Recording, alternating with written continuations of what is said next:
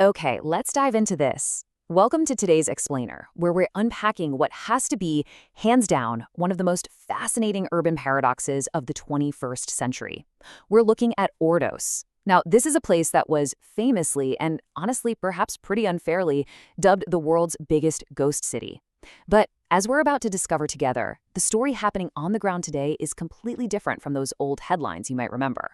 So I want to invite you to challenge your preconceived notions for just a second here. If you go back to around 2010 or so, you might remember various Western media reports painting this picture of a vast, empty metropolis in Inner Mongolia. It was framed as this ultimate cautionary tale of overzealous urban planning. But is it actually an abandoned frontier? Today, we are setting up a real myth versus reality reveal, and honestly, the truth might just blow your mind. And this brilliantly illustrates exactly what I'm talking about. The contrast here is absolutely massive. On one side, we have that classic ghost city myth that plagued the Kangbashi district. Empty streets, unused infrastructure, basically a total wasteland. On the other side, we have the reality on the ground today. A booming, high GDP global energy hub that is literally pulsating with life, industry, and some truly incredible modern development. It's definitely not a wasteland. It is an absolute economic powerhouse. To put that into perspective, just look at this staggering statistic. Number one, out of all the cities in China, Ordos holds the #1 rank for per capita GDP. Let that sink in. That totally shatters the illusion of some forgotten, abandoned frontier, right? You simply don't get to be the wealthiest city per capita in a country of over 1 billion people by being an empty shell. There is a massive, massive engine driving all of this wealth. And that engine is built on what locals affectionately call the 4 treasure bowls: sheep, coal, earth, and gas. So the sheep provide cashmere, which makes the region a massive global textile hub. Then you have coal and natural gas fueling a huge fossil fuel empire, and rare earth minerals that power modern tech manufacturing worldwide.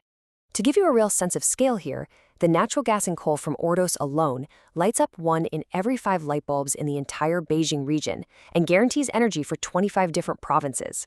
It's wild. Section 1, Kangbashi, a futuristic oasis. Now, what's really interesting about this slide is what a city actually does with all that monumental wealth. Well, it builds. In the Kangbashi district, planners translated deep cultural roots into this breathtaking, almost spaceship-like architecture. Take the Ordos Museum, for example, which is designed to look like a giant, ancient, windswept rock. Then the city library is literally shaped like 3 massive open books leaning against each other. The Grand Theater features this sweeping curve resembling a swan or maybe a traditional Mongolian hat. And all of this is set against a backdrop of widespread green spaces, where 45% of the city is covered in just pristine parks. But wait, the futuristic vibe doesn't stop with just the buildings. If you walk the immaculate streets of this new city, you are quite literally looking at a sci-fi reality right there on the ground. Fully autonomous buses and self-driving taxis casually navigate the city. Locals and visitors are just seamlessly using these driverless vehicles to get around their daily lives. It's an intelligent, connected city that is actively living in the future. Let's move to Genko and see how this builds on a deep historical foundation. Section 2, the 800-year sacred legacy. Now, while Kangbashi is ultra-modern, the true soul of Ordos is anchored in deep, ancient Mongolian history. Central to this whole story are the Darhad. These are the legendary guards, originally descendants of 500 elite households who were explicitly chosen to protect the spirit and the sacred relics of Genghis Khan. For over 800 years, through massive wars, changing dynasties, and modern upheavals, the Darhad have continuously maintained the sacred flame and guarded his legacy. It's this unbroken chain of devotion that is honestly incredibly rare in human history. And the journey of the Mausoleum of Genghis Khan itself is just an incredible epic. Following his passing back in 1227, the sacred relics remained in the region for centuries. But then, fast forward to 1939, the Darhad's unwavering dedication meant they actually moved the relics all the way to Gansu and Qinghai just to protect them from Japanese invasion forces during wartime. They were safely returned to Ordos in 1954, and the magnificent mausoleum we see today was completed in 1956, officially preserving this truly vital piece of global history. Actually, the region itself held a profoundly special place in the conqueror's heart. Legend has it that as Genghis Khan was passing through Ordos, he was so struck by its beauty that he dropped his golden whip and reverently praised it, saying it was a refuge for the plum deer, a land to revive a declining state. This legendary praise smoothly bridges our historical understanding right into the actual physical environment that inspired it all. Which brings us to Section 3, the living landscape, sands and grasslands. Because just beyond the futuristic city limits, you'll find the vast, vibrant ecosystems of Ordos, like the absolutely magnificent Kubuki Desert. And this desert is home to a truly unique sensory phenomenon known as the singing sands of Changshawan. When people slide down these massive golden dunes, the shifting sands create this deep, roaring acoustic marvel that literally sounds like a giant airplane flying right overhead. To this day, the exact science behind the singing sands remains a bit of a mystery, which just makes it an incredibly magical experience for anyone who visits.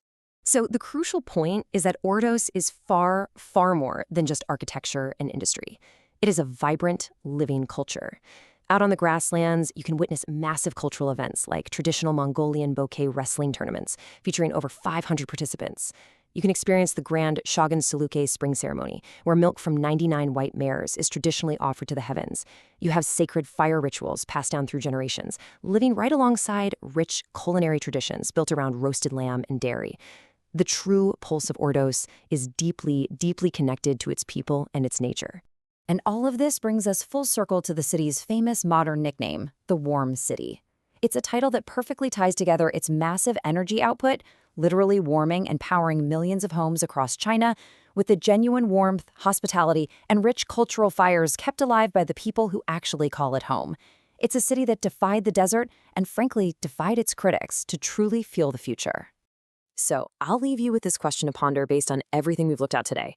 Can an supposedly abandoned frontier actually be the vibrant heart of both the future and the past? As we've seen, Ordos proves that what we think we know from old headlines is often just the surface of a much deeper, much more breathtaking reality.